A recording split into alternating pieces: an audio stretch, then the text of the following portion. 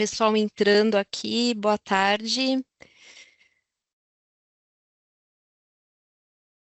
Temos bastante gente aqui já esperando na sala e é uma satisfação aqui novamente, né, apresentar esse webinar que hoje traz esse assunto reforma tributária, perspectivas para auditores e prestadores de serviços, que é um assunto aí que é de grande interesse de vocês aqui presentes, né?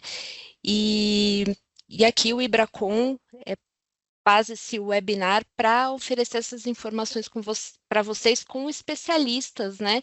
O Luiz Carlos de Souza, que vai ser o mediador desse webinar, e ele é o diretor de Administração e Finanças da Sexta Seção Regional do Ibracon, está aqui, né, para bater esse papo com os nossos convidados, né? O Marcelo Frateschi, que é sócio de Tax em firma de auditoria associada, e também o Ademir Bernardo, que é coordenador do Grupo de Trabalho Tributário do Ibracon. Então, é com muita satisfação que eu recebo vocês, obrigado pela participação de todos. E antes de eu passar a palavra para o Luiz, eu quero convidar todos vocês a irem lá no nosso portal, no portal do Ibracon, e verem a pesquisa, né, do Ibracon, que foi lançada no ESG Day, essa pesquisa chamada Panorama das Divulgações, Relatórios sobre Sustentabilidade no Brasil. Então, convido vocês a irem lá e verem também todos os outros assuntos que nós temos lá disponíveis para vocês. E lembrando que esse webinar ele vai ficar gravado, então logo vocês vão poder assistir também no portal do Ibracon e tirar também as dúvidas aqui nesse webinar. Se vocês tiverem alguma dúvida sobre o assunto, deixa aqui no chat as suas perguntas, que a gente vai estar monitorando aqui e a gente vai passar essas dúvidas para os nossos convidados e para o nosso moderador também. Tá? Então, sem mais delongas, né, esse webinar ele vai até às 15h30, então tem muito assunto, muita atualidade para vocês. Eu passo a palavra para o Luiz. Luiz, é com você. Um bom webinar para todos. Obrigado, Ana. Meus caros amigos, minhas caras amigas, né, colegas de Ibracon, é uma honra para mim estar aqui representando a Sexta Região, moderando esse painel aqui com dois nobres e ilustres colegas de profissão. Alguns de vocês já têm vários anos de batalha e conhecem muito bem essa profissão aqui. Quero agradecer também aos meus colegas da diretoria regional aqui, o Rockenbach, o Rogério Rockenbach, o Arthur, a Vivian, que também nos ajudaram bastante na montagem desse evento aqui.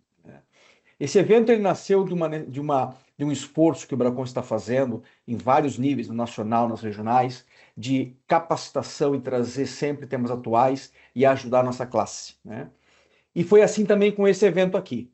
Nós temos uma série de palestras e eventos específicos no Ibracon, convido todos a buscar por esses eventos. Não, modéstia à parte, estão muito bons os materiais que o nosso Ibracon está produzindo. Eu, particularmente, sou muito fã e convido todos a continuar a buscar o Ibracon para esses eventos. Este seminário aqui em particular, esse evento que se viu, webinar em particular, vejam que nós temos aí no mercado uma série de treinamentos, eventos falando de reforma tributária, de várias conotações, e em particular o nosso aqui é a visão da auditoria, né? Todos nós aqui somos do mercado da auditoria, temos nossas preocupações, e a tônica aqui é muito diferente, ou deveria ser um pouco diferente, daquela tônica que nós vemos nos eventos tradicionais, que são preocupações mais da área fiscal ou dos administradores de empresa, né? Bom, o objetivo nosso aqui, óbvio que a gente aqui, todos nós estamos aprendendo, né? Reforma tributária é uma novidade para todo mundo e não se imagina que em uma hora você vai sanar todas as dúvidas relacionadas ao tema.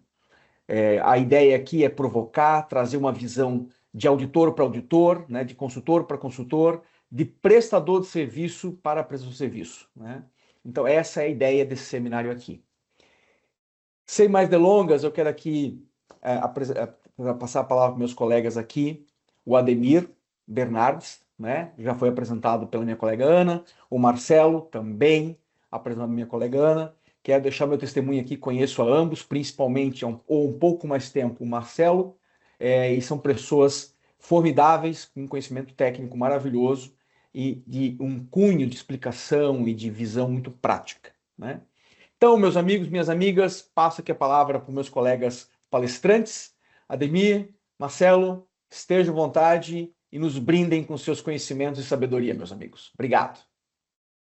Perfeito, Luiz. Agradeço demais aí a sua gentileza e aí o seu reconhecimento aqui nessa introdução desse nosso evento. Agradeço a Solange, agradeço a Elizabeth, todo o Ibracon, o Sebastião, agradeço também o nosso querido Arthur, né, que nos fez esse convite, fez o convite para mim, para o Fratesc, do qual aceitamos com muita honra e com muito orgulho aqui, de trazermos aí esse tema, alguns esclarecimentos, alguns pontos de debate, que eu acho que esse que é o mais importante, já que o tema ainda está em construção, né? Então nós estamos passando por essa reforma tributária, que é um projeto ongoing, né? Um projeto ainda em construção, que vai ter uma longa fase de transição, para depois, lá em 2032, com início em 2033, nós termos aí efetivamente a reforma 100% implantada, sendo que esse é o planejamento, né, pessoal?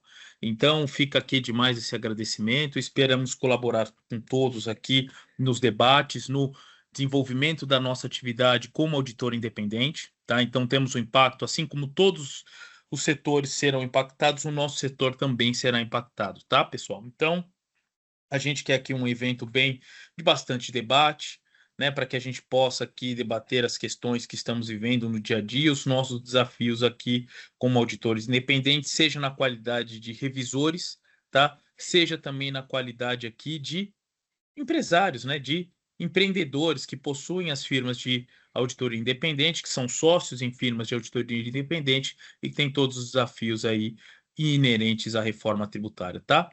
Nós preparamos aqui uma rápida apresentação, pessoal. Solange, se você puder, por gentileza, seguir aqui conosco, tá? Principais desafios da reforma tributária sobre o consumo. Então, esse que é o nosso grande debate, esse que é o nosso grande objetivo aqui dentro dessa nossa tarde. Você pode passar, por favor, para o próximo slide?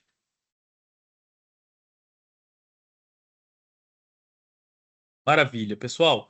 Antes da gente começar, o que é uma notícia muito importante para todos nós desse grupo, tá, pessoal? Existe um grupo de trabalho do Ibracon, no Ibracon, tá? Do qual eu também faço parte, junto com outras pessoas de firmas de auditoria independente, e que nós estamos fazendo um trabalho de estudos sobre os reflexos nas demonstrações financeiras da reforma tributária, tá, pessoal? Então, esse é um trabalho que também está em andamento, né? Dada a complexidade dos temas, a extensão dos temas, são diversos temas que temos que abordar aqui. Esse trabalho está sendo feito ainda, né, por esse grupo de trabalho, está sendo desenvolvendo bem. Alguns pontos se aguarda aí uma legislação, uma regulamentação por parte das entidades públicas, tá bom? Mas fazemos aqui esse disclaimer de que podemos tratar aqui alguns aspectos, alguns potenciais impactos nas demonstrações financeiras, mas queremos deixar claro para todos que eventual comentário da minha parte, do Marcelo, a respeito de potenciais impactos contábeis, ainda encontra-se no cenário aí encontra-se no âmbito de apresentação de cenários, tá? Não existe nenhuma melhor prática definida pelo Ibracon, pelo CPC ou por algum órgão da nossa classe, tá, pessoal? Então podemos dar aqui potenciais cenários e consequências aí da reforma tributária no que tange o reflexo nas demonstrações financeiras, tá bom? Solange, pode passar para o próximo, por favor? Aqui, pessoal, a gente quer começar passando um pequeno overview aqui, super rápido, né? Acreditamos que é um assunto que esse brilhante grupo que está participando com a gente desse webinar, ele já conhece muito, né? Já conhece com bastante profundidade, seja pela visualização sobre os impactos no negócio do auditor independente, seja para atender os nossos clientes, tá?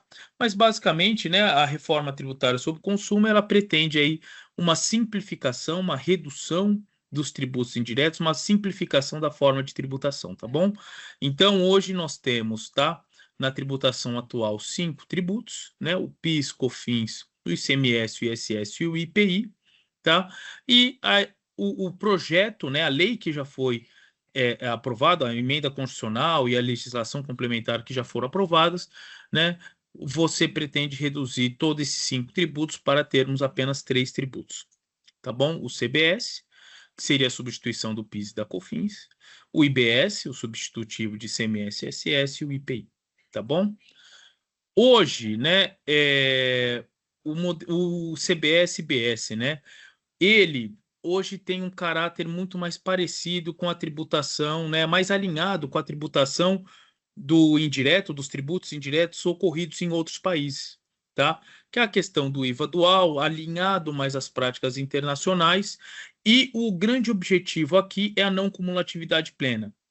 Hoje nós temos aqui para o PIS, COFINS especialmente, tá? Uma não cumulatividade que ela é extremamente restrita, especialmente para o nosso setor de serviços, né? Então, para nós que produzimos, que exercemos atividades intelectuais, atividades profissionais, e que não acabamos adquirindo um grande volume de insumos, né, para a realização dessas atividades, nós acabamos sendo prejudicados pelo regime não cumulativo atual do PIS e da COFINS, porque temos uma série de restrições à tomada de crédito.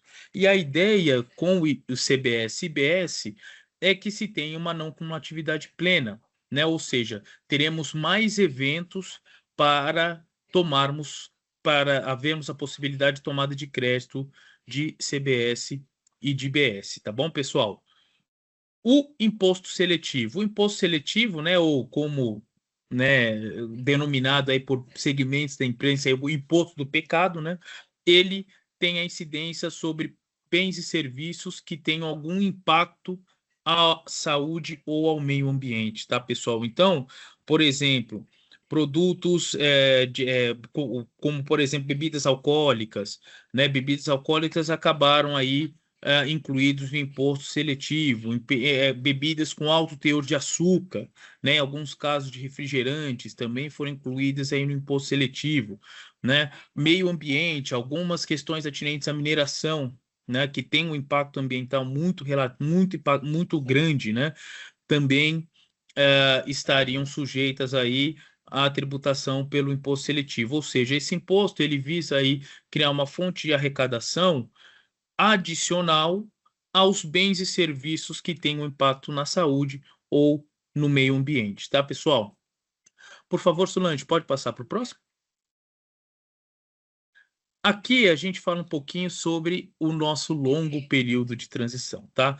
Até porque nós temos uma complexidade muito grande no nosso sistema tributário, em especial dos tributos indiretos, e além disso, esses próprios tributos, eles representam uma fonte de custeio importante para estados e municípios, não somente para a União Federal, mas também para estados e municípios, tá, pessoal? Então, por isso que no desenho da reforma tributária se pensou numa transição mais alongada para que, ao longo de todo o período de transição, certo, seja monitorados os efeitos da reforma tributária tanto para as empresas, para os contribuintes, quanto para o impacto orçamentário de governo federal, estados e municípios a respeito do novo regime tributário, tá bom? Então, por isso que isso foi alongado bastante ao longo aí, inicia-se em 2026 e vai até 2032, e com 2033 a adoção plena do novo regime, tá? Em 2026, pessoal, um fato bem importante que também é de conhecimento de todos, que em 2026 é chamado aqui de período teste ou período piloto, que a ideia tanto do governo federal quanto do comitê gestor é de que não haja pagamento de IBS e CBS, mas que sim exija um monitoramento, ou seja, que os órgãos fiscais recebam as informações dos contribuintes via destaque de IBS e CBS no documento fiscal, para que essas autoridades façam a projeção de quanto que será arrecadado com esses novos tributos. E a partir daí ser feita a calibração da alíquota, né? Nós tivemos aqui em agosto a oportunidade de representar o Ibracon no evento junto à Receita Federal, tratando sobre a reforma tributária do consumo. E aí, pessoal, trazendo esse insight muito importante para todos nós, auditores aqui independentes, tá, pessoal? A própria Receita Federal, e ela deixou muito claro com os membros, estava lá o Marcos Flores, estava um pessoal bem engajado, até o próprio Bernardo Api estava no evento, tá? Participando com a gente. O objetivo maior desse ano de transição de 2026 é que as autoridades fiscalizadoras, né, governo federal e comitê gestor, recebam as informações do qual que é o potencial arrecadação de IBS e CBS, e com isso consiga adequar a alíquota a ser aplicada para esses dois tributos, tá, pessoal? Então, por isso que nesse momento é muito importante, tanto para nós, nos nossos negócios como auditores independentes, e depois o Frates, que vai tratar um pouquinho mais sobre a questão de sistemas, sobre os desafios que as empresas de tecnologia também estão enfrentando para a emissão do documento fiscal, mas isso é muito importante para a nossa atividade como auditor independente, para os nossos negócios, nos atentarmos ao prazo de 5 de janeiro para que estejamos prontos para a emissão do documento fiscal com o destaque do IBS e com destaque do IBS e do CBS, tá, pessoal? Para que nós possamos aí passarmos as informações para as autoridades fiscais e eles consigam fazer adequadamente a calibração da alíquota a ser aplicada dos dois tributos, tá, pessoal? Então, nós teremos aqui dentro desse período de transição, né, 26, que é chamado período teste, que vai ter essa leitura, essa medida, essa obtenção de informações, tá, pessoal? Temos que ficar atento ao seguinte também, segundo a norma, as empresas, né, que não estiverem aptas à emissão do documento fiscal, ao cumprimento dessas obrigações acessórias, elas terão sim que pagar, ou seja, terão um efeito patrimonial de pagar 1%, né, 0,9 de CBS e 0,1 de IBS, de 1% sobre a receita, que é justamente para que, olha, se o governo não consegue a informação via documento fiscal, porque a empresa não conseguiu se preparar para enviar o documento com esses dados para o governo, né? O governo a legislação instituiu uma cobrança de 1%, que é justamente para o governo conseguir fazer essa mensuração de potencial receita para o governo, né, na tributação desses novos tributos, tá? Então, é muito importante isso, 5 de janeiro, estarmos preparados à emissão do documento fiscal com destaque de IBS e CBS, sob pena de termos que pagar 1% aí sobre a nossa receita, tá bom?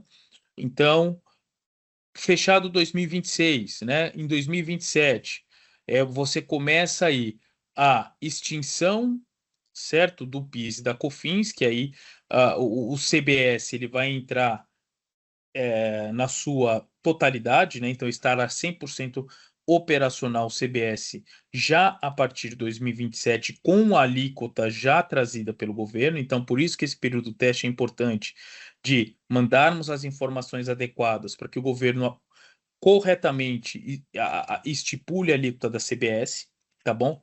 Para que aí a gente consiga seguir com a tributação com a alíquota desse tributo, tá? O IBS ele vai estender um pouquinho mais, ele vai aí até 2020, até 2028, ele prossegue um pouquinho mais até 2028, com encerramento até 2028, tá bom? Como é que será o regime atual? Quer dizer, eu trouxe aqui de baixo para cima, né, pessoal, como é que vai ser a vigência dos novos tributos, tá? Perdão, aqui, o IS ele já começa a valer a partir de 2027, tá? E o regime atual, como é que fica? Porque durante um período, né, especialmente 26, 27 e 28, os regimes eles serão, né, duplicados, né? Então você terá já os novos tributos, né? 26 no período teste, 27 e 28 já 100% operacional para a CBS e ainda em migração para o IBS, e o regime antigo ele vai acabar também tendo esse período de transição, né? Então, para o PIS/COFINS, ele é integralmente substituído, né? Esses tributos serão integralmente substituídos pelo CBS já a partir de 27. Então, entra a CBS em 27, 100%, sai o PIS/COFINS em 27, 100%. Então, para essa tributação, o regime já será completamente novo, tá? Para o IPI, né? IPI, teremos um IPI específico para transações com a Zona Franca de Manaus, né? Então terá um IPI específico, ou desculpa, IPI Zona Franca que a gente chama, que é um IPI diferente aqui para dentro de todo o regime, né? Dentro de todo o regime fiscal, um IPI diferente, ele continuará a ser tributado até 2033, ele segue, e o ICMS e o ISS que terão aí um período mais longo de transição, certo? Sem alteração até 2028, então por isso que o IBS ele permanece com alíquota 0,1%, sabe? Somente para ter essa mensuração da expectativa de arrecadação, porque ICMS e ISS continuarão sem alteração até 28, e a partir de 2029 que se começa gradualmente a redução das alíquotas desses tributos, com a substituição pelo IBS, até chegando aí a total extinção do ICMS e ISS em 2033, tá bom, pessoal? Vamos passar para o próximo, por favor, próximo slide. Tá. Reforma tributária, quais as áreas dos nossos negócios que serão impactados, tá, pessoal? A gente tem aqui uma situação de que a reforma tributária, ela simplesmente ela não é o impacto da área somente de tributos. Ela é o impacto da área de negócio, é o negócio da empresa que vai ser totalmente impactado e os nossos negócios também. Então, nós teremos impacto em sistema, como eu disse, e depois a gente vai trazer um pouco mais à frente com com o Marcelo a respeito das dificuldades, desafios sistêmicos que existem hoje e que a gente precisa colocá-lo em operação até 5 de janeiro, data esperada e data contida na legislação para o início, né, das operações com destaque de CMS e IBS, perdão, de IBS e CBS, tá, pessoal? Então, nós teremos impacto muito grande em sistemas, nós teremos um impacto muito grande na nossa questão de contratos, revisão de contratos, fornecedores, é algo que a gente precisa se atentar, como é que ficará a questão de o custo que a gente vai pagar por algum serviço, algum insumo que adquirimos para a nossa atividade como auditores independentes e o que isso vai mudar no preço, qual é o impacto disso no preço, tá? Nós temos também na parte de finanças, né, a questão do qual que é o impacto da reforma tributária no fluxo de caixa. Então, teremos sim um impacto bem significativo no fluxo de caixa das empresas, o momento que a gente vai ter que despender caixa, o momento que a gente vai ter o reconhecimento do crédito, quando que a gente vai utilizar esse crédito para bater débito de IBS e CBS no futuro. Então, quer dizer, o próprio planejamento financeiro dos nossos escritórios, das nossas firmas de auditoria também será impactado, certo? Questão de operações, questão aí, em alguns casos, de supply chain. Supply chain não é tão impactado na nossa atividade, mas sim em cadeias de suprimento um pouco mais complexas, mas nós, como revisores, né, de demonstrações financeiras, teremos que ter um cuidado muito grande na cadeia de suprimento dos nossos clientes e quais os impactos que isso poderá trazer, tá? Questão de marketing, né? Então, a questão de formação de preço que está aliado a uma estratégia de marketing, de divulgação, de market share, de conquista de mercado e novos clientes. Quer dizer, tudo isso vai ter um impacto muito grande pela reforma, né? Que hoje trabalhamos muito com a ideia do valor bruto, né? Dos nossos serviços. Em alguns casos, trabalhamos com valor líquido com o gross-up dos tributos indiretos, e agora a reforma terá um impacto significativo nessa formação de preço, né? Então nós até como brasileiros também que estamos mais acostumados de ver o valor final e pagar o valor final, quer dizer, qualquer coisa diferente do valor final a gente assusta, né? Até a própria divulgação do nosso produto ou do nosso serviço, né? No caso aqui como auditor independente, ele vai mudar, né? Quer dizer, vai ter que ter um letramento para os nossos clientes para falar, olha, pessoal, esse valor do meu honorário ele está líquido de tributos. Ele será acrescido dos tributos e o valor final a ser pago será X. né? Então, esse é um letramento, é algo que a gente vai ter que fazer junto aos nossos clientes para explicarmos aí o preço, né, que estamos cobrando. E também tem a questão, né, que a gente conversa muito, Marcelo, né, sobre questão de preço. Olha, agora o preço ele aumenta, mas eu consigo tomar crédito que antes eu não tomava. Quer dizer, são discussões que nós vamos ter com os nossos clientes, são muito interessantes, que como objetivo do novo regime é a não cumulatividade plena, né? Muitos dos nossos clientes, especialmente aqueles clientes médios e grandes, e que têm a possibilidade de tomada de crédito de tributos, né? Especialmente hoje de PIS e COFINS, eles poderão tomar esse crédito no regime de BS-CBS, que muitas vezes eles não tomam atualmente, né?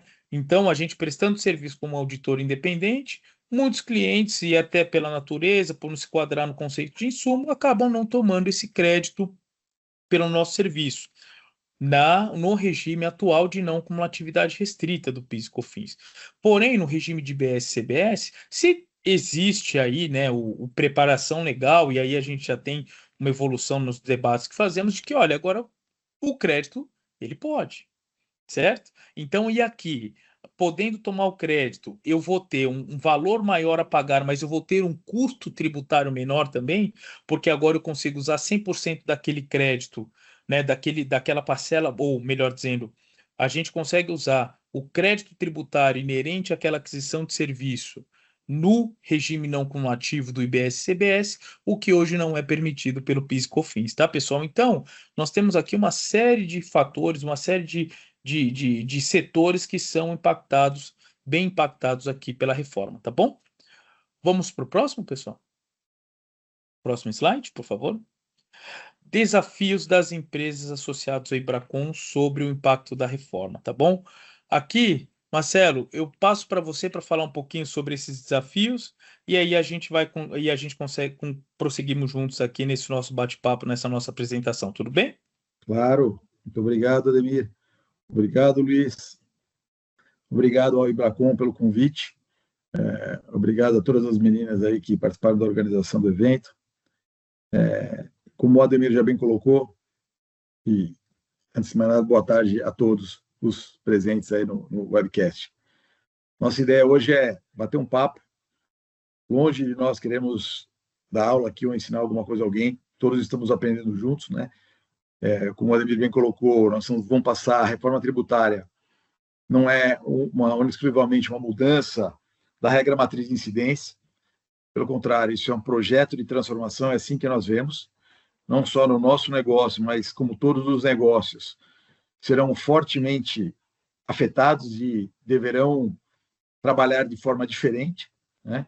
Então, a revisão de processos é importantíssimo para que a gente possa avaliar e conseguir definir esses impactos da reforma tributária no nosso negócio. Quando eu falo nosso negócio, eu falo na nossa indústria em si e em toda a cadeia que envolve a nossa indústria, né? Porque a gente sempre pensa e avalia a reforma tributária sempre vendo o impacto, como o tributo não cumulativo vai impactar diretamente o consumidor final, ou seja, o cliente final lá do serviço ou da aquisição do produto. Então, é nesse aspecto que a gente acaba avaliando, então, o impacto no nosso negócio e em toda a cadeia para garantir que todos estão fazendo de uma forma correta, né? Então, quando a gente fala um pouquinho da nossa indústria, né, somos prestadores de serviço, nós passamos, o primeiro desafio temos parte do tributo que o PIS/COFINS, que é não cumulativo, e parte dos outros tributos, que é o ISS, que ele é não cumulativo, né? Alguns no formato de sociedade uniprofissional,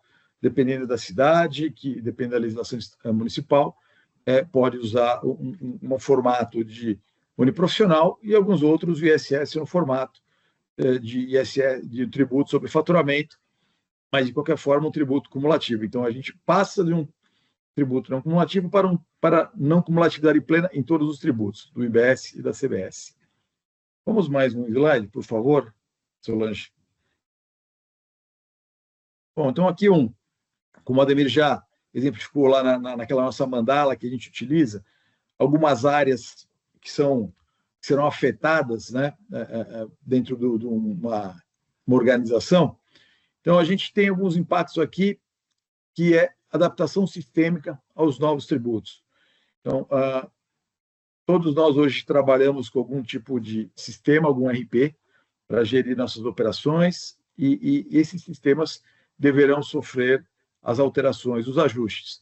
E não só nesse primeiro momento, mas durante todo o período de transição da reforma tributária, né? Como o Ademir bem colocou ali naquele slide da calendarização, todos os anos nós teremos novidades, né? Então, nós teremos no primeiro ano as publicações das alíquotas, as publicações do regulamento. Então, toda essa regulamentação deverá refletir nos processos de cada empresa e, no fim do dia, esse processo deverá ser feito o upload para o sistema para que as empresas possam gerar as informações, os documentos fiscais, de uma forma automática, né? Créditos condicionados ao pagamento, ou seja, nós vamos ter o split payment, a figura do crédito financeiro, né? Não mais um crédito fiscal, mas um crédito financeiro, ou seja, as empresas terão direito ao crédito no momento do pagamento do tributo, seja pelo fornecedor ou seja pelo cliente. Então, muda o conceito do crédito, então isso impacta diretamente o fluxo de caixa da empresa e a forma de contabilização dos créditos, né?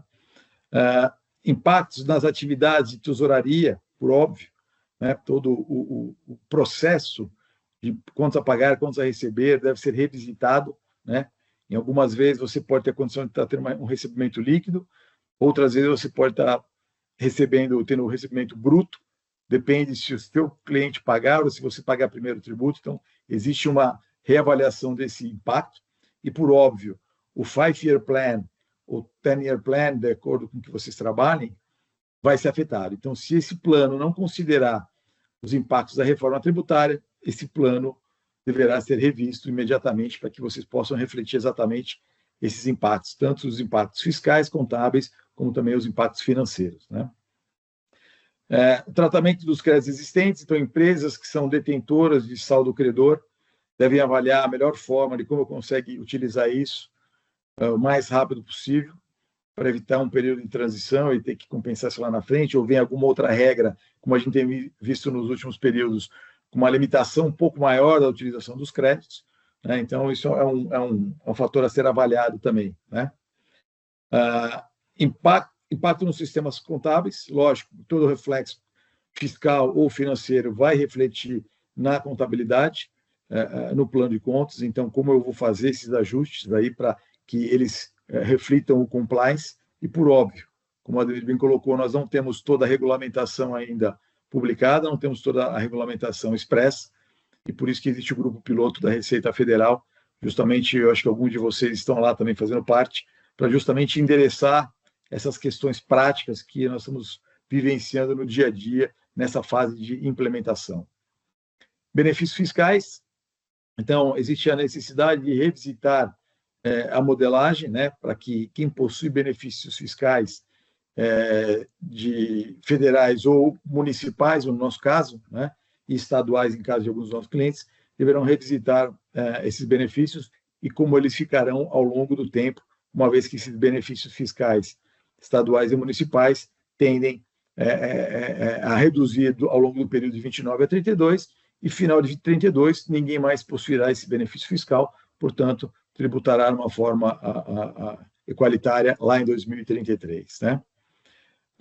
Avaliações sobre a divulgação dos impactos, né? Então, como você vai avaliar essas divulgações e fazer todo esse processo formal dos contribuintes junto ao fisco, né? Então, muito se diz que a nota fiscal ou o documento fiscal já será obrigação acessória, né? Então, isso está sendo amplamente divulgado, mas precisamos aguardar toda essa regulamentação e avaliar, porque alguns estados, alguns municípios já falaram que vão aderir ao modelo nacional, outros municípios não farão adesão ao modelo nacional.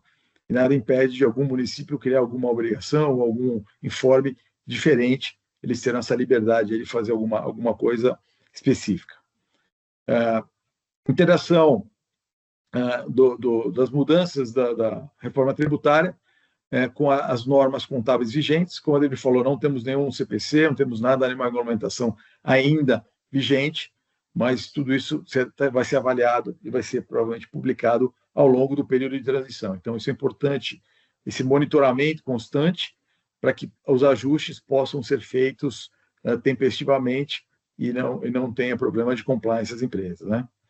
Então, e o impacto no processo de auditoria, né? Por óbvio, quando a gente fala de processo de auditoria, onde nós vamos avaliar os nossos clientes, a gente tem discutido bastante isso, porque apesar de a reforma tributária começar, né, em vigor a partir de 26, avaliar junto aos clientes qual é o grau de maturidade deles, aonde eles estão, né, para que o processo de auditoria de 26 seja muito mais transparente, né? Então, antecipar as avaliações, antecipar os exames, seria muito prudente da nossa parte, para que evite surpresas lá na frente, ou que no momento de uma período de auditoria mais para o fim do ano, nossos clientes não apliquem ou não implementem corretamente isso, e a gente vai ter questionamentos ou discussões muito mais duras lá na frente. Então, tudo que pudermos antecipar em termos de discussão de reforma tributária será de muito bom grado para todos, né? Então, essa é a nossa visão sobre esses impactos, alguns impactos, né? Existem outros impactos, mas esses aqui são, acho que, os mais importantes para a gente poder listar aqui, né? Próximo slide, Solange, por favor.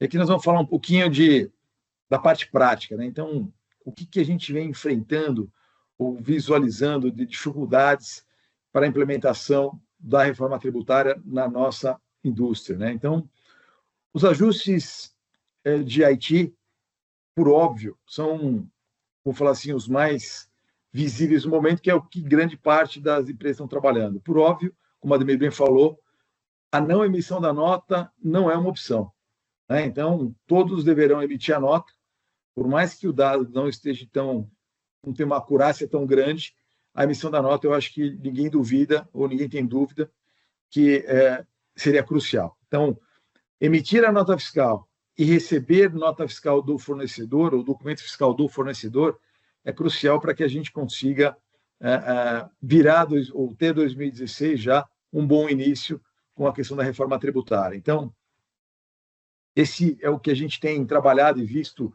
no mercado, que todos estão trabalhando para garantir. E o tema tecnologia, por óbvio, requer os especialistas, né? Então, acho que poucos de nós aqui temos a especialidade, conhecemos profundamente tecnologia para poder garantir. Então, sempre precisamos dos nossos amigos de tecnologia para entender, né, e traduzir o que a gente precisa implementar para a implementação. E a importância desse trabalho conjunto é entender essa necessidade ou a demanda, porque para nós muitas vezes é fácil e outras vezes é muito complicado, e para eles é muito fácil, mas entender e traduzir, ou seja, mostrar para eles o que a gente precisa levar para dentro do sistema para garantir que as nossas operações funcionem adequadamente, né? Então, esse primeiro momento, como o Ademir bem colocou, no dia 5 de janeiro, todos precisarão emitir notas fiscais e deverão receber isso para não travar as operações e não travar o sistema, né? Qualquer coisa diferente disso, além da multa pecuniária de 1%, as empresas podem parar a operação, podem não conseguir ter o faturamento dentro do mês para os seus clientes, porque o sistema não está adequado, não está funcionando perfeitamente para fazer isso. Ou poderá dar mais trabalho, onde quem não tiver o sistema ajustado terá que emitir uma nota manual junto ao sistema da prefeitura ou do estado, conforme o local onde estiver, para que possa ter isso muito mais facilitado e não pare as operações, né? Próximo slide, por favor, Solange.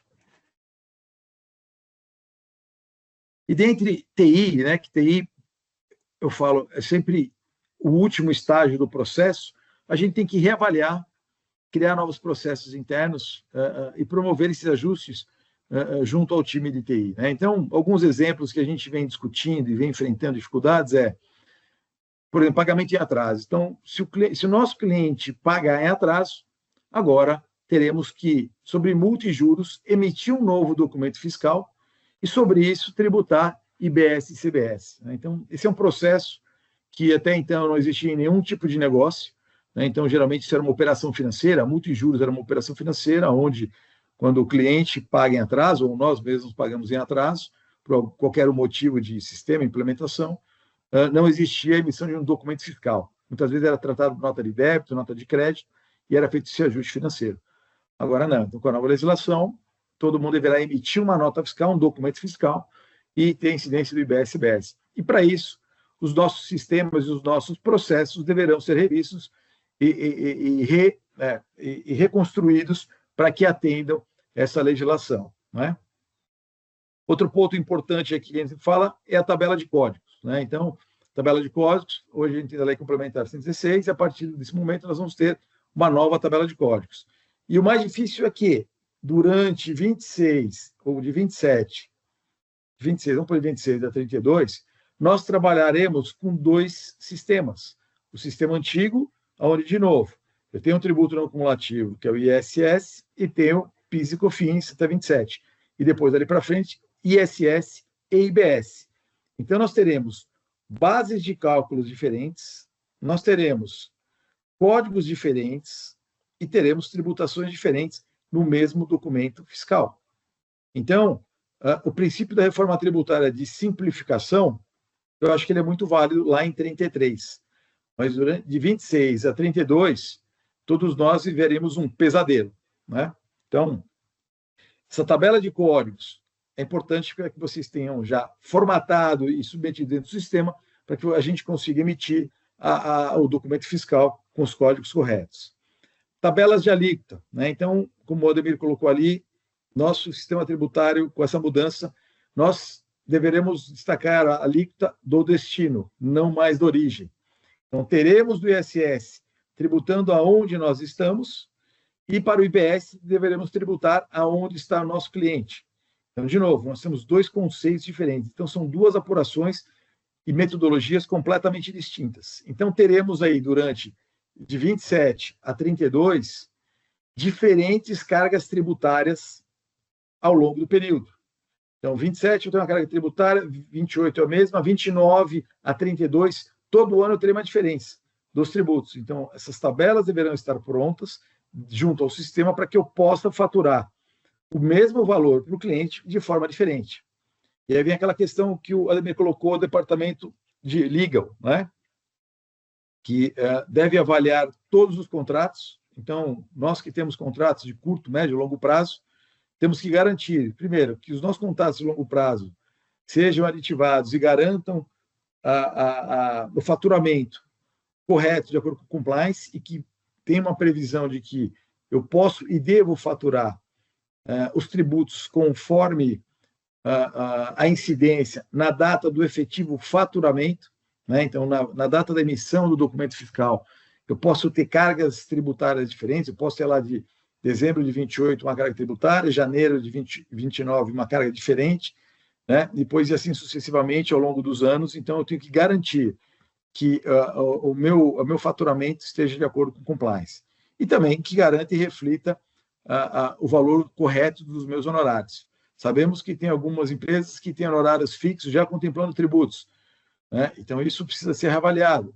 Isso reflete, no caso contrário, isso comerá a nossa margem em algum momento, por não refletir a carga tributária efetiva. Então, temos esse tempo aí de 26 para reavaliar os contratos, para renegociar com clientes e fornecedores e garantir esse balanço econômico que a gente busca aí para atingir os objetivos financeiros da empresa, né?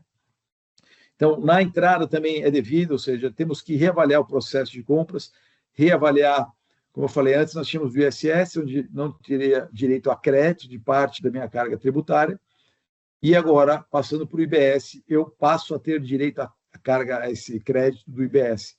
Portanto, eu tenho que reavaliar minhas compras, reavaliar meu custo, porque muitos fornecedores que eu não tinha direito, eu passo a ter. Por exemplo, aluguel, que não tinha tributação, passa a ter tributação, e eu passo também a ter direito ao crédito de IBS do aluguel. Tem uma alíquota reduzida, tem uma redução de 70% sobre locação, e é até importante fazer uma análise, né? Porque uma coisa que é locação e outra coisa é cessão de espaço físico. Então, se eu uso um espaço que não é meu e meu contrato é de cessão de espaço físico, é uma situação. Se eu tenho a locação, pode ser uma outra situação tributária. Então, é importante reavaliar esse processo e todos os outros provedores para garantir que eu seja eficiente nas minhas entradas e consiga apurar um novo custo e eu aplique corretamente isso na minha precificação. Então, entradas e saídas terão impactos diversos e esses processos que devem ser avaliados devem garantir que eu seja eficiente e garanta, no fim do dia, lá a lucratividade esperada para o nosso negócio, né? E quando a gente fala também dessa alíquota de saída, imagine para vocês que agora a gente terá que ter uma tabela de todas as alíquotas que existam dentro dos municípios com qual eu atendo e, porventura, qual eu não atenda, porque nada impede de amanhã eu ter um cliente naquele município que hoje eu não atendo, então eu devo ter dentro dos meus parâmetros sistêmicos as alíquotas daquele município, porque se porventura algum cliente estiver por lá, eu ter a capacidade de faturar, estar em compliance. E rever muitos processos, porque muitas vezes, eu acho que acontece com muitos de nós, eu faturo para a matriz e muitas vezes eu estou prestando serviço para uma filial, né? Então, avaliar qual deveria ser meu processo. Eu deveria faturar e aplicar a alíquota para onde eu estou prestando serviço ou continuo no meu processo antigo de faturar para a matriz, que pode estar num município diferente e pode ter uma alíquota de IBS diferente, né? Então, reavaliar essa situação para garantir que eu vou estar em compliance ou ajustar meu processo e a gente garanta aí a aplicação correta da alíquota.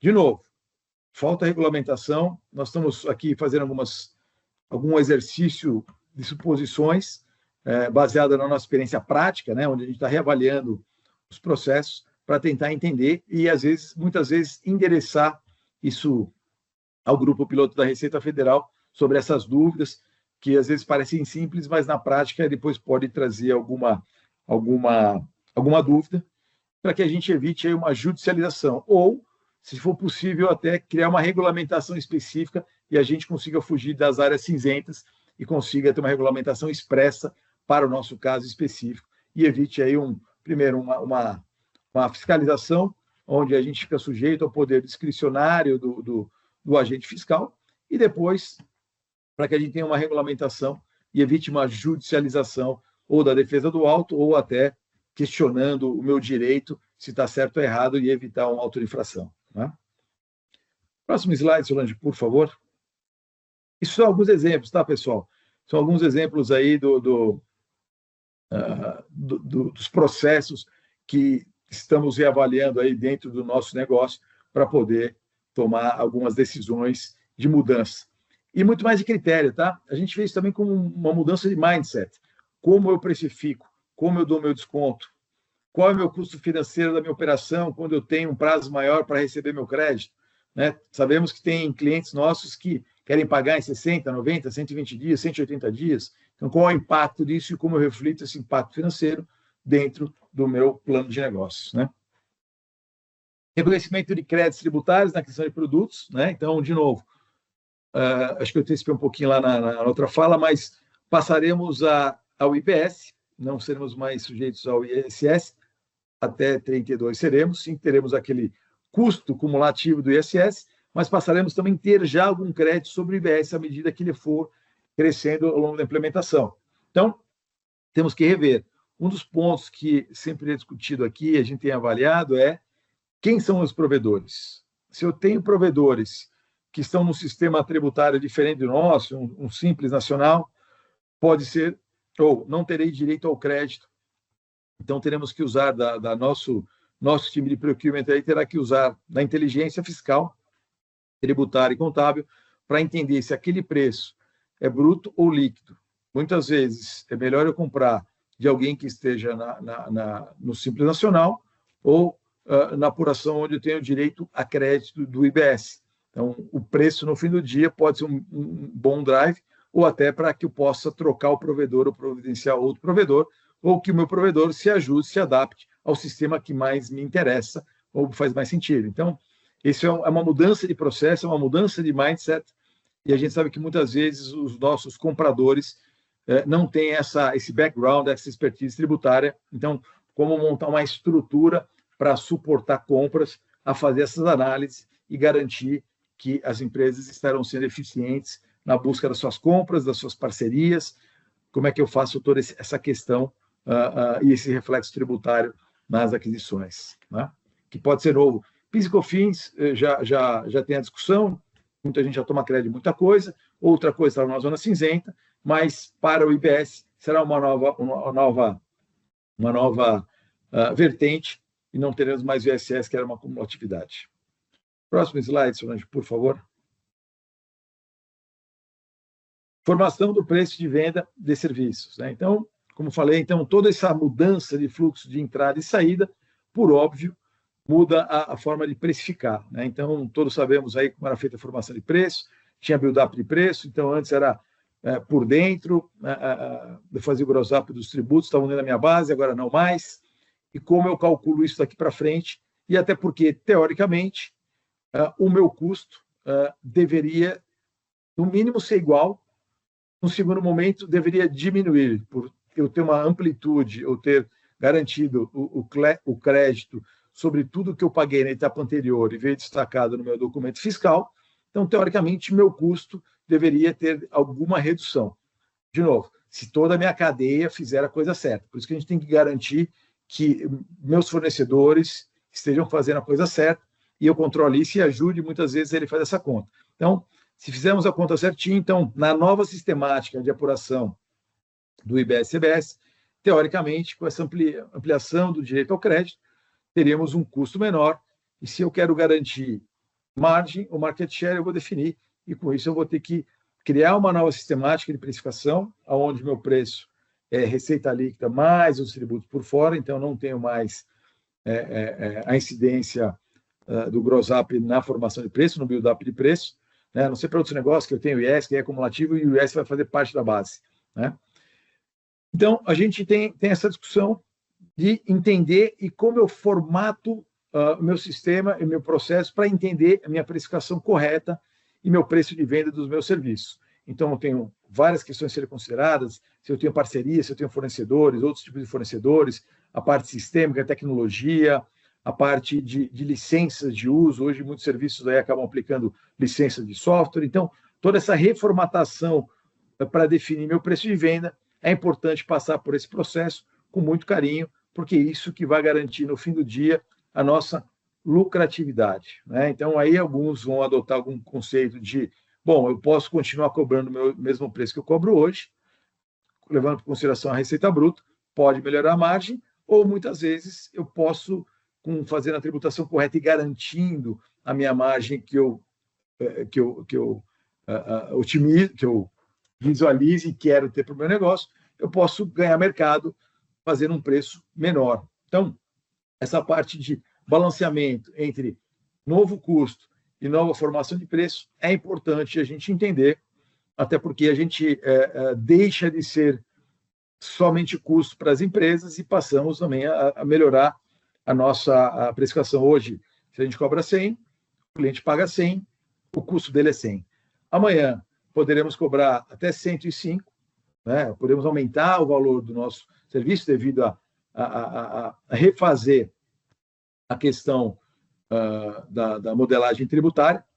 Lógico que tudo vai depender da alíquota que vai ser destinada ao nosso setor de serviços, e aí nós vamos poder calcular e verificar se teremos incremento ou não no nosso preço, mas de qualquer forma, mesmo que eu tenha um incremento, o custo do meu cliente passa a ser menor, que ele passa a ter direito ao crédito do IBS e CBS sobre o serviço cobrado. Então, essa é importante entender que, de repente, a gente pode melhorar nossa participação junto aos clientes ou, em algumas vezes, piorar, porque nosso preço pode ficar mais caro.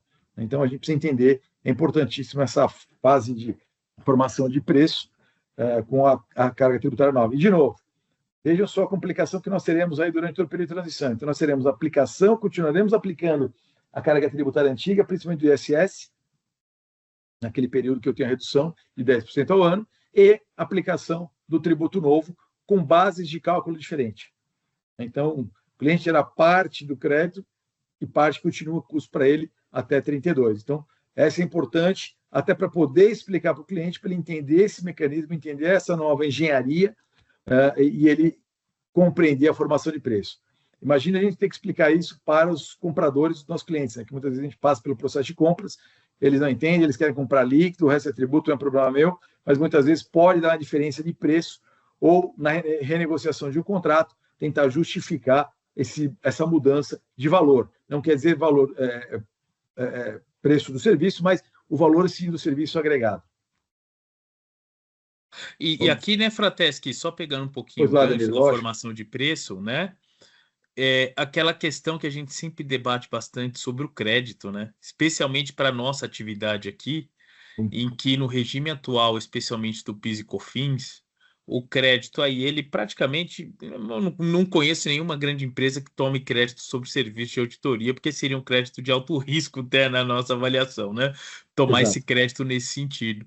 E que já no regime de BS-CBS, esse crédito, em razão da busca pela não cumulatividade plena, esse crédito, ele é um crédito que provavelmente será tomado, né? Sim. Então aí, olha que questão, eu vou ter um valor X, só que todo o valor, o impacto fiscal naquele valor do serviço prestado, ele é custo. E agora eu vou ter um valor X mais alguma coisinha, porque talvez tenha um aumento, né, na carga tributária final. Não é esse o objetivo, mas tudo vai depender de como o governo vai conseguir calibrar bem as alíquotas de IBS e CBS a partir desse ano teste, né? Mas o cliente ele pode ter um aumento no preço bruto dele, né? Por questões tributárias, porém, como ele vai tomar todo o crédito, ele vai ter um custo no final menor, né? Então, esse é um ponto a avaliar que pode, inclusive, trazer para a gente, pessoal, a oportunidade de, numa negociação, numa situação de renegociação de preço com o cliente, conseguir ter algum ganho, tá?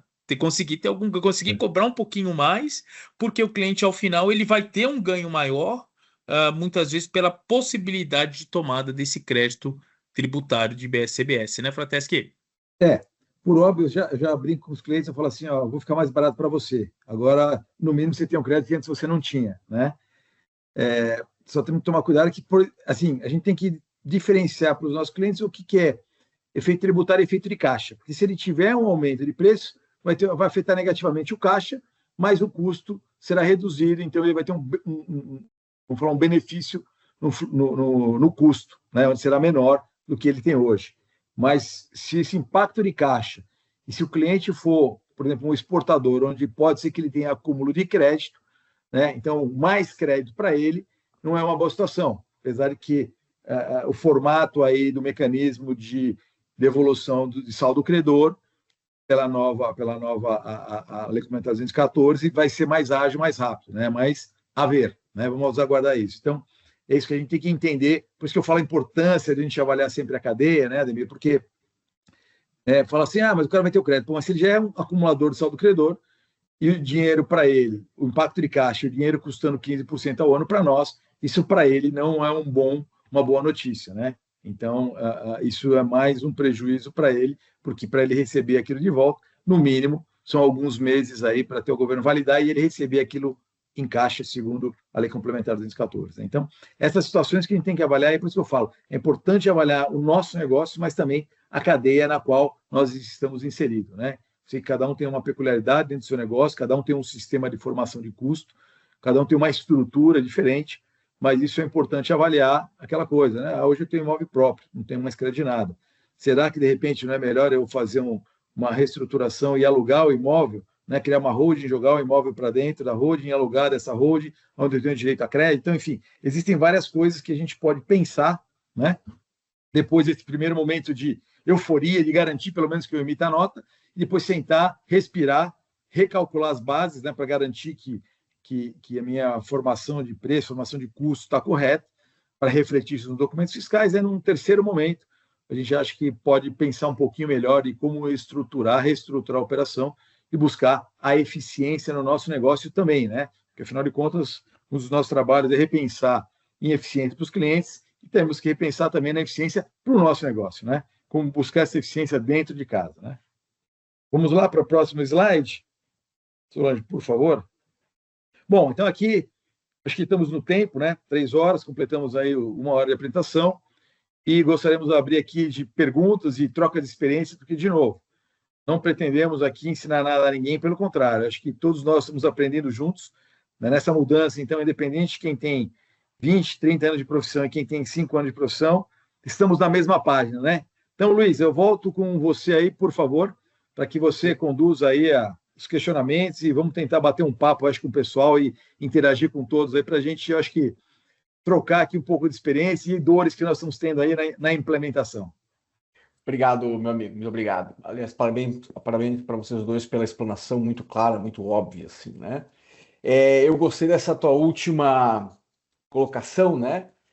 Nós, muitas vezes, nas nossas firmas, a gente ajuda os nossos clientes a fazer planejamento, revisar a estrutura, sua modelagem financeira, né?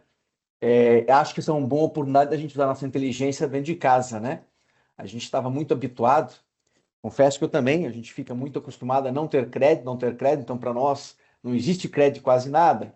E agora a gente passa a ter algumas oportunidades, você lembrou bem do aluguel, né?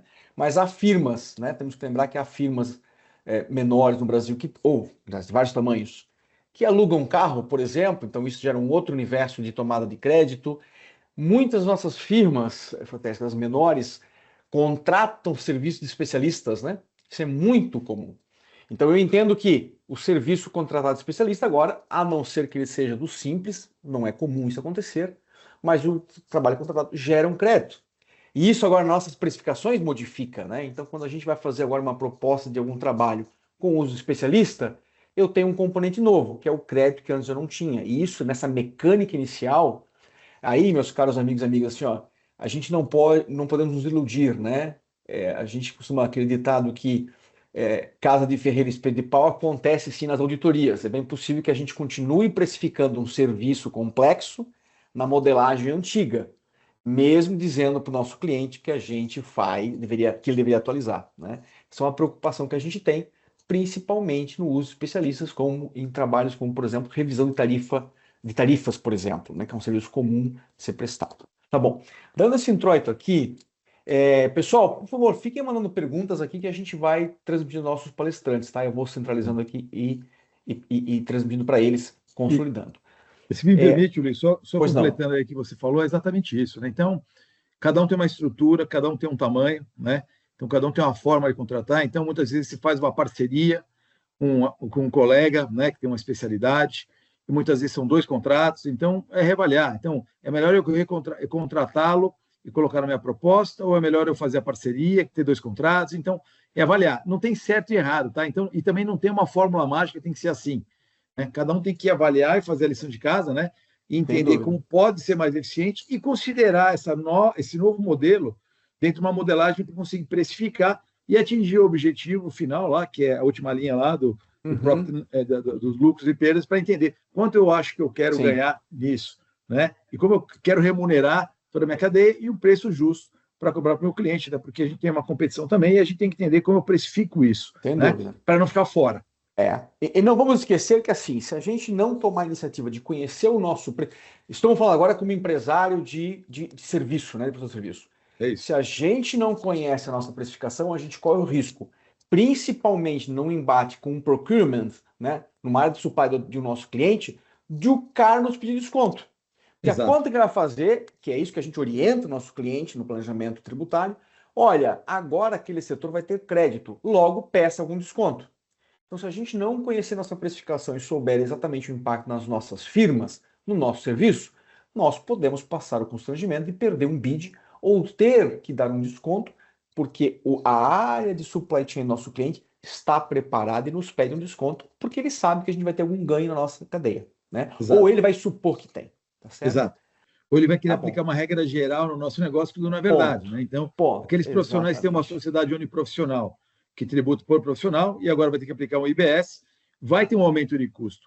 Ponto. Sem dúvida. Né? A carga tributária efetiva muda.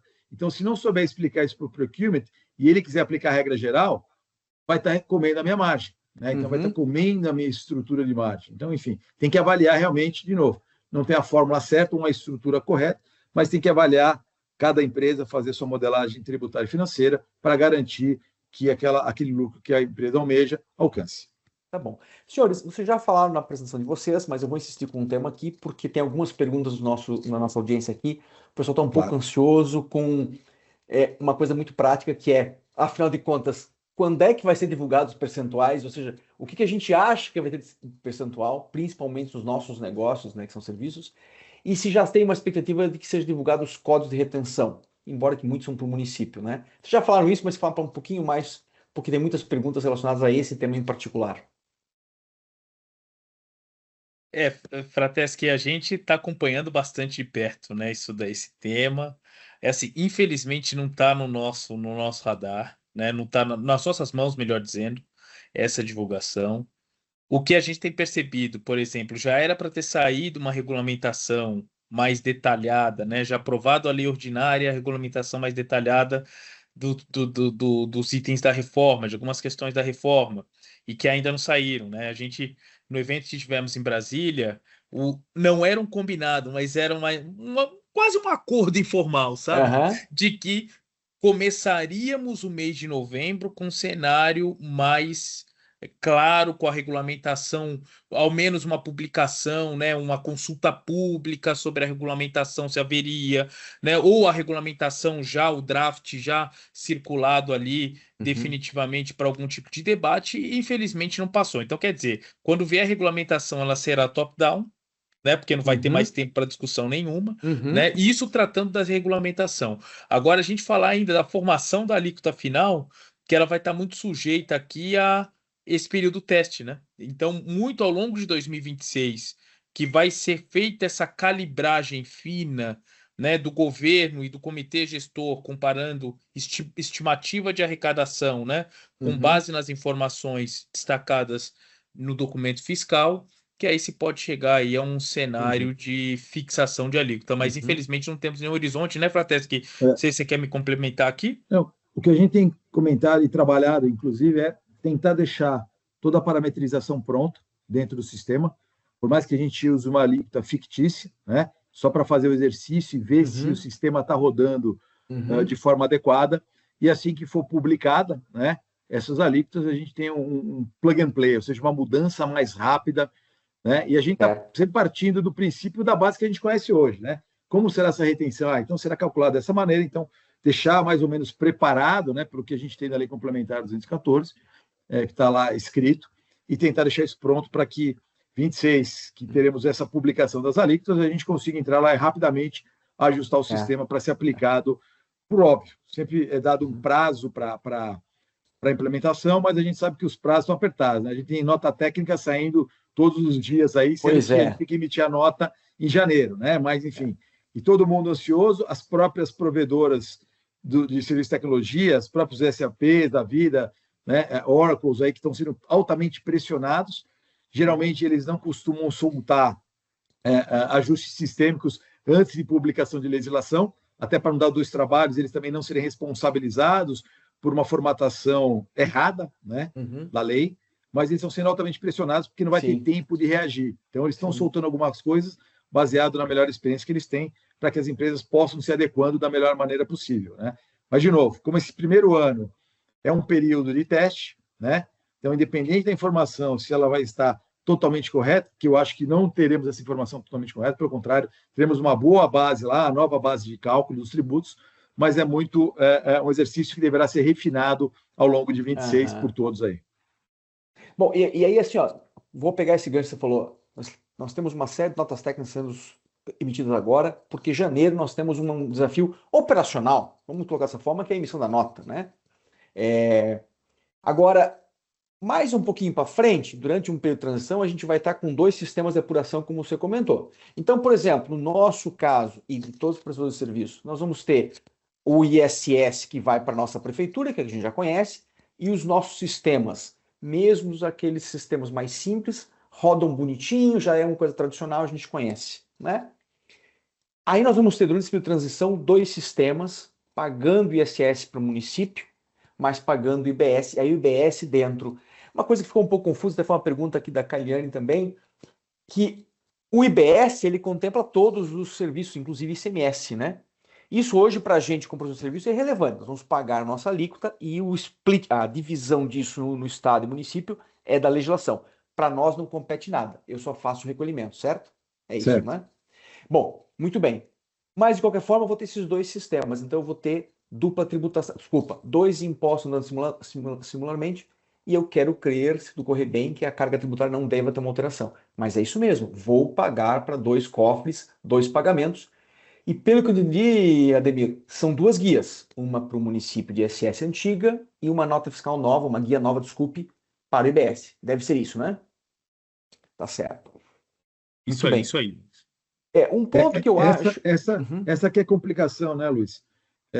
Teremos que duplicar a nossa apuração. É como se nós trabalhássemos os dois sistemas completamente distintos. Então, eu continuo fazendo o antigo, Sim, e mais o novo. E aí vai da adequação do nosso time. Então, se o nosso time vai dar conta de fazer tudo isso, ou se nós vamos ter que adequar o nosso time em termos de estrutura, de tamanhos para fazer. Então, aquela coisa, não tem certo e errado. Eu posso fazer um BPO, posso fazer um outsourcing da minha parte fiscal, e alguns aqui devem trabalhar com escritório, né, para fazer toda essa parte de apuração e pagamento, toda a parte operacional mesmo.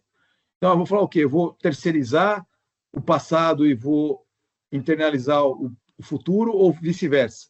Ou vou manter tudo em casa e vou fazer isso. Ou seja, só que eu vou ter que crescer durante esse período de transição, e lá em 33, principalmente com a apuração assistida, que o governo promete que fará essa apuração para nós. Então, teoricamente, meu time deverá ser muito menor, onde eu só devo ter alguém para conferir se a apuração assistida do governo é certa e pagar imposto. Então, assim, eu tenho que ter esse plano de crescimento, ou de headcount, ou de terceiros, e lá na frente uma redução segundo a legislação. Então, assim, essa estrutura e custo tem que ser planejado.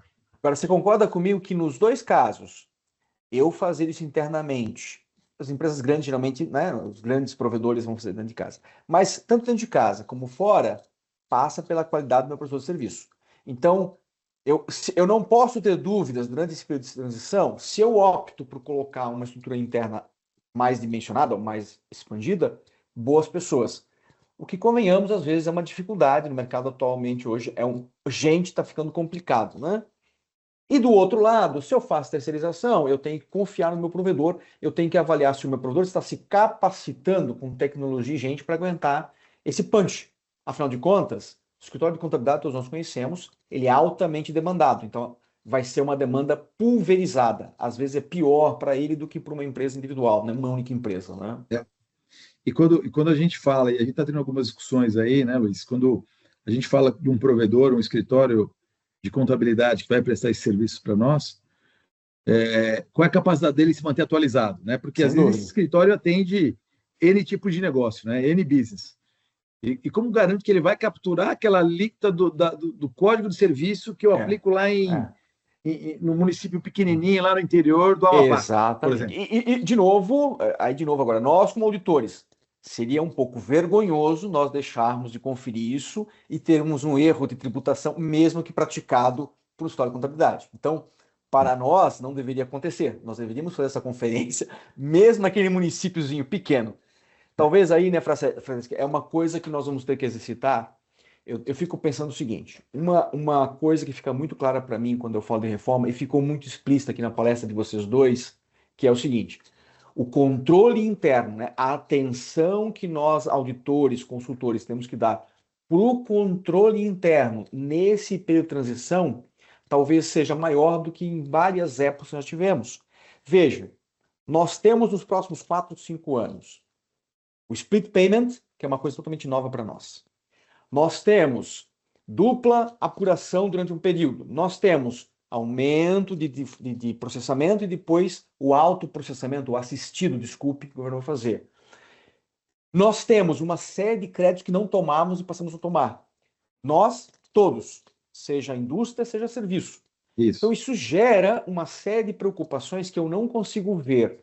Nós, como profissionais de auditoria, auditando ou assessores, avaliar corretamente se a gente não entende o processo.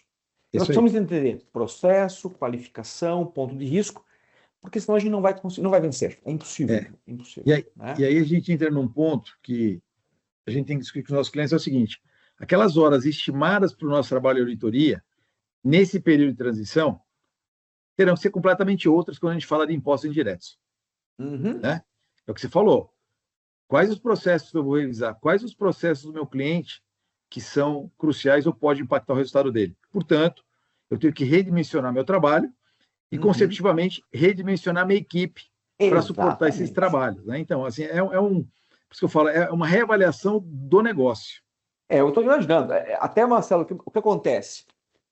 Quando a gente tem, obviamente, todos nós temos uma equipe limitada de especialistas, né? Mesmo vocês na empresa de vocês, por maior que seja o time, existe uma capacidade limitada de atendimento. Exato. Então, nós não podemos pensar que o nosso time interno vai conseguir fazer tudo o que a gente precisaria. Nós vamos ter que também avaliar risco. Em qual tipo de cliente eu vou ter que usar uma equipe maior ou menor? Em qual cliente eu vou ter que fazer treinamento? Esse é outro julgamento que nós, auditores, vamos ter que fazer nesse período de transição. Né? E aí, né, Luiz, é uma questão de avaliar os profissionais, porque, na verdade, uma avaliação dessa, não dá para a gente pegar um profissional júnior, que não tem experiência, e é um cara unicamente técnico especialista, o cara que tem tributos indiretos, porque a gente está falando de negócio, né? Então, o cara tem que entender que esse profissional de impostos indiretos, ele vai ter que avaliar onde está o risco, né? Não é na base de cálculo ali, pô, o cara fez o processo certo, ele está observando, né, esses controles internos se foram reestruturados corretamente. Então, é um pouco mais do que um analista júnior de impostos indiretos. Então, esses profissionais a gente não forma da noite para o dia também, como você falou. Já temos uma falta de profissionais no mercado, né, de especialistas, e muito mais como eu avaliar e dimensionar isso dentro dos trabalhos de auditoria para os próximos anos, que serão cruciais com toda a legislação que vai sair, com todas as mudanças de alíquotas, e não duvido que essas alíquotas mudarão ao longo desse período, né? Porque vai ter muita pressão de setores falando, opa, peraí, a alíquota que você me empregou, amiga, não faz sentido nenhum, né? Sem dúvida, sem dúvida. Pessoal, algumas perguntas aqui, tem várias pessoas aqui perguntando, eu não vou ler o nome de todo mundo, pessoal, agradeço aqui ao Roberto, à Marisa, tem várias perguntas, eu vou tentar sintetizar aqui, senão não vai dar tempo, né? Mas vamos lá, uma das perguntas aqui do meu amigo Rodrigo, ele pergunta o seguinte: gostaria de algum comentário a respeito da redução de 30% para as atividades de profissão regulamentada. Vocês entendem que seria aplicável para as auditorias? Temos na prática diversos autos de infração nas prefeituras de modo a desenquadrar as empresas de auditoria para enquadrá-las com sociedades empresárias. Acho que é a discussão aqui do ISS, né? Ou seja, sociedade empresária, onde não sejam os próprios sócios que executam os trabalhos, temos de não ter esse desconto de 30%? Eu não sei se 30% é aplicável à nossa profissão. Essa redução de 30% é muito específica, né? Mas, enfim, como é que vocês veem isso? De novo, né? Tem muita gente lobeando lá em Brasília, né? Então, os próprios advogados, né, a OAB pressionando lá para tentar reduzir a alíquota do serviço de escritório de advocacia, advogados. Então, está todo mundo lobeando, tentando achar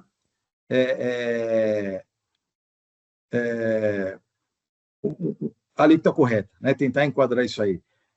Então, a gente está tentando avaliar a coisa certa e justamente dentro do projeto piloto trazer essas questões para serem regulamentadas de uma forma clara e evitar essa zona cinzenta e consiga aí ser claro, né? Para evitar esse conflito de competência, né? De novo, quando a gente vê do lado dos agentes fiscais, uma dúvida: quem vai fiscalizar a gente? O fiscal do ISS ou do ICMS?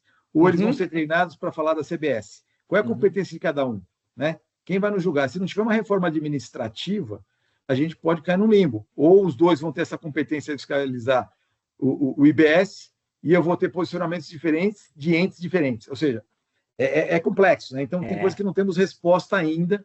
Mas, Ademir, eu acho que você quer agregar mais alguns comentários aí, principalmente da parte de controversy, por favor. Isso, não somente na nossa parte de controversy, né? Porque gerou um grande contencioso, né? Essa questão do ISS uniprofissional, mas esse é um trabalho que a gente está fazendo aqui no GT Tributário, no GT Tributário, junto aí com todo o pessoal do próprio IBRACON, que é ajudarmos aí na regulamentação, termos uma inclusão clara de que as atividades de asseguração estariam incluídas na redução de base, né? Porque a lei ela ainda trabalha muito com a questão dos serviços técnicos, né? Com atividades profissionais. Ela melhorou muito com relação ao regime antigo, né? Da legislação antiga sobre sociedades uniprofissionais. Então, hoje, na própria norma, né, da reforma, nós já temos critérios melhores para enquadrarmos a nossa atividade da redução da base de cálculo, sabe? Da redução de 30%, perdão. Mas, mesmo assim, como o seguro morreu de velho, nós estamos tentando ali, junto à regulamentação, deixar claro que as atividades de asseguração, que são as atividades que são essencialmente exercidas pelo nosso grupo, né? Que elas estejam asseguradas, né? pela redução dos 30%, tá bom? Então, esse é um trabalho que estamos fazendo aqui, né? Não é uma garantia de que vamos conseguir, mas a gente vai trabalhar bastante para ter um decreto, sabe, esse esclarecimento, esse detalhe. Ademir, eu tenho escutado alguns comentários, até positivos ou assim esperançosos sobre o split payment, né? Algumas pessoas têm comentado que esse mecanismo é uma coisa nova para a gente, um pouco confuso ainda, né? De como é que vai operar. Ele tem um cunho de gerar uma certa segurança, uma certa melhoria no ambiente de governança tributária. Garante que o governo recebe o dinheiro e tira do mercado os maus pagadores de impostos. Você comunga dessa opinião? Você tem algum comentário sobre isso? Essa perspectiva ou essa expectativa é do governo também? É a tua? Como é que você vê isso? O split payment, né, Luiz, ele é uma novidade mesmo, né? É algo muito inovador, né? E o split payment, ele tem uma dificuldade operacional muito grande, né? Imagina os bancos, quer dizer, todo o controle, o sistema tem que estar completamente, sabe, amarradinho, tudo para mostrar que adequadamente está sendo feito ali as retenções dos valores, mas eu entendo particularmente, viu, que esse de fato é um mecanismo para trazer segurança, tá? Ele é um mecanismo que ele acaba trazendo segurança para o sistema tributário como um todo, né? Boa. Quer dizer, aquela questão do devedor contumaz, né? Aquelas pessoas que infelizmente, né, abrem entidades, pessoas jurídicas, né, para práticas anticoncorrenciais, para práticas ilegais, isso vai ser cada vez mais difícil. Né? Porque com o advento do split payment, no momento da liquidação financeira da transação, cada um vai receber a sua parte. O governo receber a parte dele e o fornecedor vai receber também a sua parte pela prestação de serviço ou fornecimento de mercadoria. Então, o split payment ele é extremamente complexo, né? Toda a operacionalização desse mecanismo ela é difícil, né? Quer dizer, as instituições financeiras estão com uma dificuldade enorme e as empresas também, porém, ao final, é um mecanismo muito válido para dar segurança, né, a quem toma o crédito, a quem atua com regularidade, a quem paga os seus tributos com regularidade, vai trazer uma maior segurança para todo o sistema, tá? Eu vou fazer uma pergunta para o Frateschi aqui. Desculpe, Frateschi, Deixa eu só complementar, Ademir. Eu acho que esse split payment veio justamente regulamentar isso.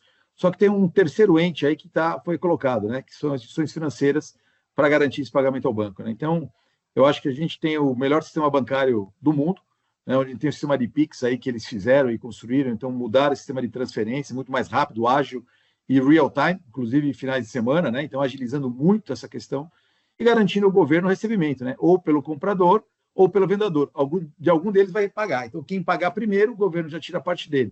Por isso que eu falei daquele controle de tesouraria de receber bruto ou líquido, depende. Se o seu fornecedor já pagou, você recebe bruto, se não, vai receber líquido. Então, tem esses ajustes sistêmicos. É muito mais, eu acho que definir, né? Porque quando tem um novo ente, eu acho que o banco só falou o seguinte: tá bom, eu consigo montar tudo isso, só que eu vou precisar melhorar a minha estrutura, e para isso eu quero saber qual é o meu fee disso tudo, né? Porque ninguém trabalha de graça, né? Exatamente. Então, uma vez estabelecido isso, eu acho que vai funcionar perfeitamente. E vai regularizar todo esse mercado de formalidade tributária, né? E porque hoje uma das questões é pago mais porque tem parte que é informal. Então, essa formalidade, até para os pequenos, e vão acabar pagando, né? Inclusive, por isso que vem do CNPJ alfanumérico, porque eles estão entendendo que vai aumentar muito, né, o número de contribuintes. Inclusive, pessoas físicas que têm aluguel passarão a ser um contribuinte do IBS-CBS. Muito importante. Tem até uma pergunta aqui sobre isso. Sim, o contribuinte pessoa física, se gera um aluguel, a depender da característica, vai ter que pagar, emitir nota fiscal e fazer recolhimento do IBS mesmo na pessoa física. E aí eu entendo, né, Francesco, que se a pessoa física vai ter que pagar IBS, quem contrata o aluguel dessa pessoa tem direito ao crédito também do IBS, exceto se ele for simples, nacional, alguma coisa assim. Ou pessoa física, né? Uma pessoa física para imóvel residencial, né? Exatamente. Mas se for comercial, isso. Quem tem imóveis, acima de 3 imóveis, passa a ser considerado contribuinte e deverá recolher IBS-CBS. Isso aí. Então, da mesma forma para a gente, se nós, ou a nossa empresa, ou o nosso cliente está contratando um serviço de aluguel de uma pessoa física com 1 ou 2 imóveis, teoricamente não tem crédito. Mas com mais de 3, daria. Veja, mais um elemento de preocupação na hora de avaliar se toma crédito corretamente ou não. novamente fala de controle interno, né? Exato. Certo. Ou do plano que fazer o plano. Então, eu vou alugar de alguém que vai me tributar IBS, CBS, ou no fim do dia, tá bom, não me tributa, então meu aluguel tem que ser mais baixo. Então, é uma questão de fazer a conta. Ponto. É, exatamente. Volta ao planejamento que nós estamos fazendo de casa sobre... E o nosso... Exato. É a mesma coisa. Para nós, o cliente é a mesma coisa, mas a gente tem que olhar para dentro de casa agora. Exato. Frateschi, eu vou perguntar para ti por uma questão de cabelo branco aí, acho que você, né? O Ademir é muito jovem ainda aí e tal. É verdade. É verdade, porque ele né? raspa também, viu? Ah, é? Ele Então raspa tá certo. também. Então tá. Não, brincadeira. Obrigado pelo elogio, viu, Você Luiz? viu? É. Nem parece que tem 53 anos, né, rapaz? Tá, Pois é. Brincadeiras à parte, senhores, a pergunta para os dois mesmo. Eu tenho uma impressão, é uma impressão muito particular minha. A década de 80, a gente teve mudanças substanciais no sistema tributário brasileiro. Nós tivemos mudança da Constituição Federal, nós mudamos nosso regime de apuração de imposto de renda, paramos de tributar o dividendo, passamos a não mais prescrever imposto de renda, mudou a alíquota de ICMS estadual. Tivemos a implementação de várias regulamentações de ICMS, inclusive a que trata de exportação, né? Lei Candir, uma série de coisas acontecendo na década de 80, e a minha percepção é que dali até o final da década de 90, início de 2000, a gente teve uma enxurrada de discussão nos tribunais sobre interpretações dessas legislações, né? Acho que a última que nós tivemos aí foi a tese do século, a exclusão do CMS, da base de cálculo dos COFINS, mas temos tantas outras nesses últimos, aí nos primeiros 20 anos após essas implementações da legislação. Pergunta objetiva é, vocês estão enxergando que nós vamos ter o mesmo ambiente daqui para frente, essa reforma? Não agora, obviamente, mas lá em 2028, 29, 30, quando ela estiver praticamente completa, nós vamos começar a ver discussões dessa mesma natureza, teses jurídicas sobre isso, discussões sobre créditos ou não? Ou a legislação agora parece mais sólida, mais bem construída na percepção e na leitura preliminar de vocês?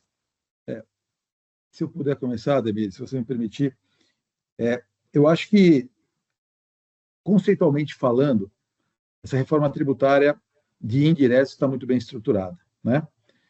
Se a gente não começar com as nossas jabuticabas, né, eu acho que teremos um sistema tributário mais simples, né? Uhum. Eu digo isso porque os nossos penduricalhos que a gente vem discutindo são muitos deles atrelados a setores pressionando, benefícios concedidos, depois benefícios regionais com o intuito de desenvolver, né? Então, subvenções concedidas por estados. Então, começa a criar um Frankenstein na legislação, né? E isso a gente já vê, e espero que não aconteça, porque a gente vai ter troca de governos ao longo do período de implementação, né? Tanto estadual quanto federal. E se a política não interferir na legislação, eu acho que a gente tem, vamos falar assim, um primeiro momento que a gente pode ser mais simples no sistema tributário de indiretos, né? Muito mais parecido com o sistema europeu, com o sistema americano de IVA. Mas, você vê, já começamos a colocar alguma coisa em cima da mesa, né? Quando já vem a legislação do ICMS, falar, opa, a legislação do ICMS mudou, portanto, o IBS e o CBS deveriam fazer base de cálculo do ICMS. Exatamente. Quer dizer, de novo, já começaram. Aí a gente falou, já vão querer criar outra tese do século lá para frente, né? Então, assim, se realmente eles quiserem simplificar e falar, gente, são tributos diferentes, não se misturam, não deveria fazer parte da base de cálculo do ICMS. Concordo que, juridicamente, eu precisaria ter uma mudança na legislação do ICMS, mas ótimo, faça uma mudança na legislação do ICMS, fala, então, esse novo tributo não faz base, ponto. E vamos embora, segue, para não contaminar. Porque se começar a contaminar e se começar a criar esses novos Frankenstein, remendo daqui, dali, pode ser que a gente lá na frente encare uma complexidade tamanha e tão grande que vai dar direito a questionamento, tanto da parte do fisco quanto da parte do contribuinte. Mas, Ademir, vamos lá, só para a gente não tomar tempo do pessoal que não quero atrapalhar o fim de semana prolongado de ninguém. Já estamos no limite aqui. Você foi brilhante, como sempre, Frateschi. Vamos então, Luiz e também Ana, já partir para o encerramento, tá? Então, tá. Ademir, Frateschi, foi um prazer, uma honra, na verdade, estar aqui com vocês. Pouquíssimo tempo, né? O tema é tão agradável que a gente acaba querendo mais e mais. O dia inteiro aqui falando. Exatamente. Como você mesmo falou no começo. De novo, muito obrigado pela presença de vocês, a participação. O Ibracon agradece muito. O Ademir já dá uma contribuição a longo tempo, né, Ademir? Novamente obrigado aqui, tá? Ana, bola contigo aí para o encerramento. Muito obrigado. Legal, gente. Obrigada, Ademir, Luiz, Marcelo. É como vocês disseram, é um assunto bem extenso, né? Muitas dúvidas aqui surgiram. Então, eu agradeço muito a participação de vocês, né? E para não me prolongar aqui muito, que a gente já ultrapassou um pouquinho, eu só quero deixar alguns recados. O próximo webinar do IBRACON é no dia 2/12, a partir das 14 horas, sobre bem-estar em foco, o papel das políticas de diversidade e inclusão na promoção da saúde mental nas organizações. Então, se inscrevam, eu vou pedir para só colocar aqui no chat o link da inscrição. Muitas perguntas surgiram no chat a respeito do material desse webinar, então, nos próximos dias, a gente vai preparar esse material e também o vídeo, a gravação do vídeo, e vai ficar disponível no nosso portal. Então, aguardem aí que nos próximos dias vocês já vão poder acessar. E falando no portal do IBRACON, vocês encontram lá no nosso portal uma série de conteúdos, né, sobre os principais assuntos que a gente vem tratando nesses últimos meses, né? O ESG Day aconteceu no dia 5/11 e lá foi lançado uma pesquisa bem relevante, né, sobre as demonstrações financeiras, sustentabilidade. Então, acessem o nosso portal para vocês terem acesso a esse material. E, finalizando aqui, esse é mais um webinar do IBRACON. Eu vejo vocês no próximo. E o IBRACON tem um propósito que é confiança que forma, informa e transforma. Então, até o próximo webinar, gente. Obrigada. Tchau, obrigado. Obrigado, pessoal. Tchau, tchau.